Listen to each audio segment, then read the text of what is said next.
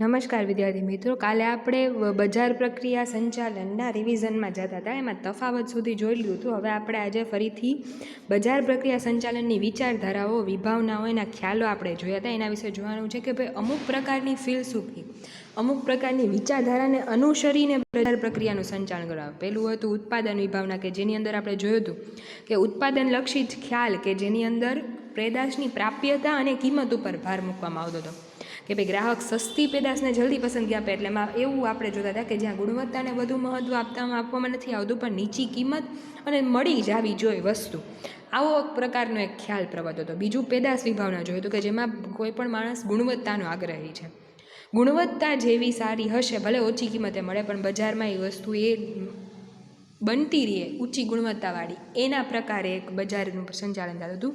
વેચાણ વિભાવના હતી કે જેની અંદર વેચાણલક્ષી ખ્યાલ હતો, કે જેમાં વેચાણની પ્રક્રિયા ઉપર ભાર, આજે ગ્રાહકોને આકર્ષવા અને પેદાશ ખરીદવાનો સીધો કે આડકતરો અનુરોધ કરવામાં આવે.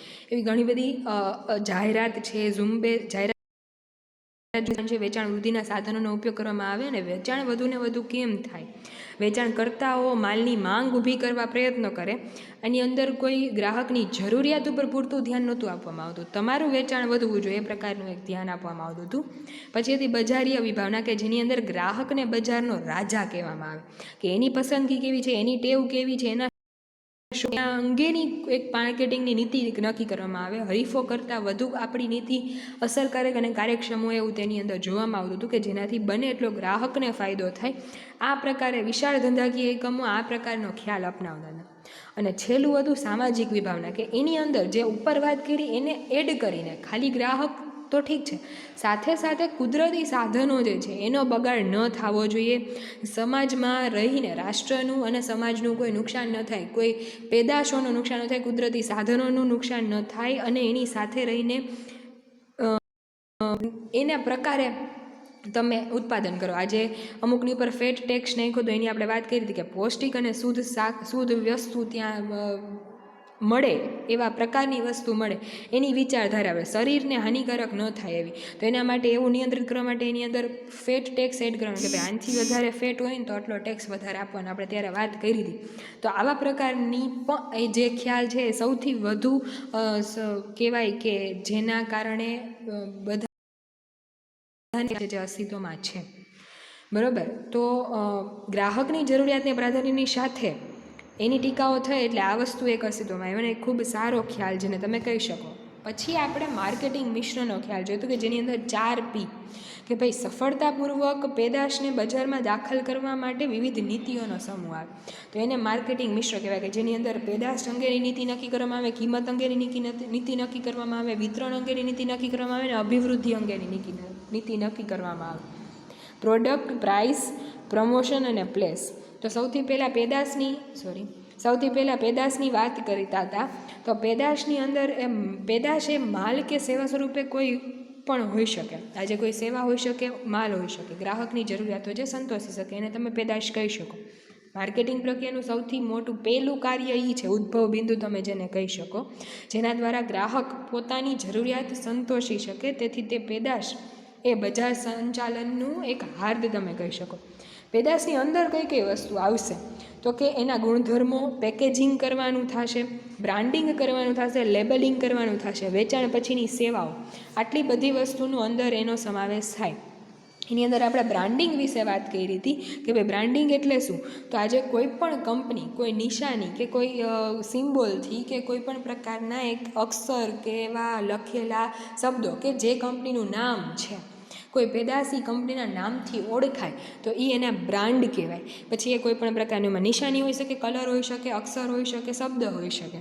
તો એની વ્યાખ્યા જોઈ હતી કે ભાઈ જ્યારે ઉત્પાદક અન્ય ઉત્પાદકના માલથી પોતાના માલને અલગ પાડવા માટે અને પેદાશને સરળતાથી ઓળખી શકે અને માલની અન્ય ઉત્પાદકો નકલ ન કરી શકે તે માટે નામ, સંજ્ઞા, ચિત્ર કે નંબર કે કોઈ પણ વસ્તુ આવી વસ્તુ એડ કરે એને બ્રાન્ડિંગ કહેવાય. એની લાક્ષણિકતામાં કે ભાઈ ગુણવત્તાના સાતત્યનો ખ્યાલ. આજે કોઈ બ્રાન્ડ ઉપરથી તમે એની ક્વોલિટી નક્કી કરી શકો, એની ખબર હોય તમને. તો નિશાની કરવામાં બધા રંગોનો ઉપયોગ થાય અને એ રંગો નક્કી કરેલી સંજ્ઞાના ઉપયોગમાં લેવામાં આવતા હોય છે. બીજું તો કે એકમે નક્કી કરેલી સંજ્ઞા પેદાશના પેકિંગ ઉપર પણ મૂકવામાં આવે. બ્રાન્ડ સામાન્ય રીતે પેદાશના ગુણધર્મો, ફાયદાઓ અને ઉપયોગો વ્યક્તિત્વ અને સંસ્કૃતિને રજૂ કરતી હોય. એ જે નામ હોય અથવા તો કોઈ સિમ્બોલ હોય, પેદાશની આગવી ઓળખ મૌખિક અને દ્રશ્ય ઓળખ છે. અને ઉત્પાદક ઊંચી કિંમતે બજારમાં વેચી શકે જો તમારો માલ નિશાનીવાળો હોય તો, અને વેચાણકર્તાઓ નિશાની કરેલો માલ ઝડપથી વેચી શકે, કારણ કે ગ્રાહકને એના ઉપર વધારે ભરોસો. એટલે બ્રાન્ડિંગમાં આપણે એક વસ્તુ જોઈ હતી. લેબલિંગમાં આપણે જોયું હતું કે પેદાશને અનુરૂપ સવિસ્તર માહિતી દર્શાવતો એક કાગળનો ટુકડો છે કે જે કોઈ પણ વસ્તુ ઉપર લગાવવામાં આવતો હોય. એનું આપણે ત્યારે ફોટો બી જોયો હતો. પેદાશનું વજન, માપ, કિંમત, ઉત્પાદનની તારીખ, વપરાશના તત્વો, વપરાશની અંતિમ તારીખ, એ બધું એની અંદર લખેલું હોય. કાર્યો એની અંદર શું કરવાના હતા તો કે પેદાશને ઓળખવામાં મદદ કરે. એ કામ શું? પેદાશને ગુણવત્તા અને પ્રકાર વિશે પૂરી માહિતી આપે. વપરાશકારને પેદાશ વિશેની મહત્ત્વની માહિતી પૂરી પાડે. વપરાશકારને પેદાશ કેવી રીતે ઉપયોગમાં લેવાલી એની વિશે સમજાવવામાં આવે. અને પેદાશ માટે આકર્ષણ ઊભું કરે. સંસ્થાની કાયદાકીય નીતિ વિષયક જરૂરિયાત સંતોષે. આજે કોઈ પણ વસ્તુ તમે વેચો છો તો એની અંદર એ બધી વસ્તુ લખેલી છે. એ નીતિ વિષયક જે તમે કામ કરો છો એ તમે કહી શકો. કાયદાકીય લેવલે એ વસ્તુ મંગાતી હોય, બરાબર, એ વસ્તુની જરૂરિયાત હોય. એટલે એ વસ્તુ પણ ત્યાં પૂરી થાય. પછી પેકેજિંગની વાત હતી કે ભાઈ કોઈ પણ પ્રકારની સજાવવાનું કાર્ય કરે. આજે પેકેજિંગ પ્લાસ્ટિકની કોથળીમાં હોઈ શકે, કાપડની થેલીમાં હોય, કાગળના ખોખામાં, પ્લાસ્ટિકના પીપમાં વગેરે વસ્તુમાં પેકેજિંગ કરવામાં આવતું હોય. તો ઘણી બધી પેદાશોની સફળતાનો આધાર આ પેકિંગ ઉપર હોય, કારણ કે હેરફેરમાં તમે સુવિધા સરખી રીતે એમાં રાખી શકો, બરાબર. પેદાશના પેકિંગને કારણે પેદાશ વધુ સારી રીતે ઉપયોગમાં લઈ શકાય. પછી કિંમતની વાત કરી. આ એક પેદાશની વાત પૂરી થઈ ગઈ. હવે કિંમત ઉપર આવીએ તો કિંમત એટલે શું? તો કે ધંધાકીય એકમ માટે પેદાશની કિંમત નક્કી કરવાનો નિર્ણય મહત્ત્વનો છે. આજે એની કંઈ પણ કેટલી બધી બાબતોને અસર કરીને કિંમત નક્કી થતી હોય. કિંમત એટલે કે તો કે ગ્રાહક દ્વારા માલ કે સેવા માટે ભૌતિક, આર્થિક, સામાજિક અને માનસિક સંતોષ મળે એવું કોઈ ચૂકવવામાં આવતું મૂલ્ય. ગ્રાહક દ્વારા ચૂકવવામાં આવતું મૂલ્ય કે જે પેદાશ કે સેવાનું આર્થિક મૂલ્ય તરીકે ઓળખાય. એને તમે નાણાંમાં દર્શાવવામાં આવતું હોય. કિંમતને અસર કરતા પરિબળોમાં તો કે પહેલાં તો પેદાશની પડતર, એ કેટલા ખર્ચાઓ એડ થઈને એ પેદાશ બની છે, પહેલી એક વસ્તુ એ ધ્યાનમાં લેવાય. પછી પેદાશની માંગ કેટલી છે. જો માંગ જેટલી હશે એની સામે માંગ કોના ઉપર આધાર રાખે તો કે ગ્રાહકોની રુચિ, ખરીદનારની સંખ્યા, એમની ખરીદ શક્તિ કેટલી છે, હરીફોની સંખ્યા કેટલી છે, એ બધી વસ્તુ ઉપર માંગ આધાર રાખે. અને એ માંગ ઉપર તમે માંગ જેટલી હશે એ પ્રમાણે તમે પેદાશની કિંમત રાખી શકો. માંગ વધારે છે તો પેદાશની કિંમત તમે વધારે રાખો, બરાબર. તે પણ વસ્તુ શક્ય બને. બજારમાં હરીફાઈ કેટલી છે. તમે પેદાશની કિંમત સીધી રીતે એની સાથે અસર કરે, કારણ કે જેમ હરીફાઈ વધુ હોય આમ હરીફાઈયુક્ત કિંમત રાખવી પડે, એવી કોઈ વ્યૂહરચના કરવી પડે, એ પ્રમાણે કિંમત નક્કી થાય. સરકારી અને કાયદાકીય અંકુશ. જે ધંધાકીય એકમ બજારમાં ઇજારાશાહી ભોગવતું હોય તે સામાન્ય રીતે વધુ કિંમત વસૂલે, બરાબર. આજે અને એટલે એના ઉપર સરકારી કે કાયદાકીય અંકુશ પણ લાગવામાં આવતા હોય કે જીવન જરૂરી દવાઓ, પેટ્રોલ, ડીઝલ, વર્તમાનપત્ર માટેનો કાગળ વગેરેનો પણ સમાવેશ થાય આની અંદર. કઈ રીતે તો કે જીવન જરૂરી દવાઓ છે, પેટ્રોલ છે, એની ઉપર તમે ધારો એટલી કિંમત ન લઈ શકો. સરકારી કાયદાકીય અંકુશ પ્રમાણે તમે લઈ શકો. ઉદ્દેશ આધારિત કિંમત નક્કી કરવી. આજે મહત્તમ નફો કમાવાનો ઉદ્દેશ છે તો એ પ્રમાણે, કારણ કે એની અંદર બીજા ખર્ચા આવતા હોય એટલે એ વસૂલ કરવા માટે એ પ્રમાણેની કિંમત આવતી હોય. બજારમાં મોખરાનું સ્થાન મેળવવા માટે તો તમે કિંમત ઓછી રાખીને બધા બજારમાં ગ્રાહકને આકર્ષી શકો. હરીફાઈમાં ટકવા માટે હરીફોને લગતી કિંમત એને પ્રકારે રાખવી પડે. તો ઉદ્દેશ તમારો શું છે એ પણ અસર કરે કિંમત નક્કી કરવામાં. આર્થિક સ્થિતિ કેવી છે દેશની, બરાબર. જો મંદી હશે તો એ પ્રમાણે કિંમત નક્કી થશે, તેજી હશે તો એ પ્રમાણે. ખરીદ વર્તણૂક કેવી છે, કારણ કે ત્યાં ગ્રાહકની ટેવો કેવી છે, સામાજિક, સાંસ્કૃતિક, વ્યક્તિગત, આર્થિક પરિબળો પણ ત્યાં ભાગ ભજવશે, એટલે આ પણ ત્યાં અસર કરશે. પછી આપણે વિતરણની વાત કરી હતી કે ભાઈ ડિસ્ટ્રીબ્યુશન કઈ રીતે થાય, એનો ખ્યાલ કે ભાઈ આજે સીધો કોઈ પણ માલ ગ્રાહક સુધી નથી પહોંચતો. આજે કારનું ઉત્પાદન કરતી કોઈ કંપની છે એ વેચાણ માટે સમગ્ર ભારતમાં પોતાના વિતરકોની નિમણૂક કરે. એ વિતરકો કઈ રીતે હોય તો એ વિતરણ વ્યવસ્થા વસ્તુના પ્રકાર ઉપર આધારિત હોય, ગ્રાહકોની સંખ્યા ઉપર હોય, ભૌગોલિક વિસ્તારને આધારિત હોય. તો આ વિતરણ વ્યવસ્થા કે ભાઈ ગ્રાહક સુધી માલ પહોંચાડવો કઈ રીતે, એના માધ્યમો હતા પ્રત્યક્ષ વેચાણ થાય ને મધ્યસ્થીઓ દ્વારા વેચાણ થાય. તો પ્રત્યક્ષ વેચાણમાં ઉત્પાદક પોતે જ દુકાનમાંથી સીધો ગ્રાહકોને માલ આપે, બરાબર. અને જ્યારે મધ્યસ્થીઓમાં આપણે 3 સપાટી જોઈ હતી, 1 સપાટીવાળી, બીજી સપાટીવાળી, 2 સપાટીવાળી અને 3 સપાટીવાળી વિતરણ વ્યવસ્થા. એમાં 1 સપાટીવાળી વિતરણ વ્યવસ્થામાં ઉત્પાદક હોય, છૂટક વેપારીઓ અને ગ્રાહક હોય. એની અંદર ને ત્રીજાની અંદર આડતીયો એડ થાય.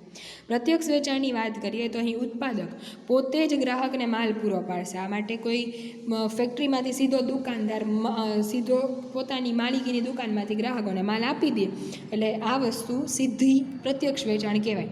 એને શૂન્ય સપાટીવાળી વિતરણ વ્યવસ્થા પણ કહેવાય, પણ આ વ્યવસ્થાની મર્યાદાઓ એ કે ઉત્પાદક વધુને વધુ ગ્રાહક સુધી પહોંચી શકતો નથી અને બધા માટે આ વસ્તુ અનુકૂળ નથી. પછી મધ્યસ્થીઓ દ્વારા વેચાણ કરવાની વાત આવે તો એમાં કોઈને કોઈ મીડિયેટર વચ્ચે હશે. એક સપાટીવાળામાં એક મધ્યસ્થી તરીકે છૂટક વેપારી હશે કે ઉત્પાદક છૂટક વેપારીને માલ આપશે અને છૂટક વેપારી ગ્રાહકને માલ આપશે. બે સપાટીવાળામાં વચ્ચે જથ્થાબંધ વેપારીને માલ આપશે ઉત્પાદક, જથ્થાબંધ વેપારી પોતાને જથ્થો માલ એ પ્રમાણે લઈ આવશે અને પછી છૂટક વેપારીને માલ આપશે અને છૂટક વેપારી ગ્રાહક સુધી માલ પહોંચાડશે, જેના કારણે ઉત્પાદકને વેચાણનું જોખમ ઘટી જાય અને માલની સંગ્રહની સેવા પણ આપે, એટલે છૂટક વેપારીને એ પણ વસ્તુનો ફાયદો થાય. છૂટક વેપારીનું માળખું ક્યારેક ઉત્પાદક દરેક જથ્થાબંધ વેપારીની નીચે છૂટક વેપારીનું માળખું રચે, એટલે આ પ્રમાણે ગ્રાહક સુધી સીધું પહોંચી શકાય.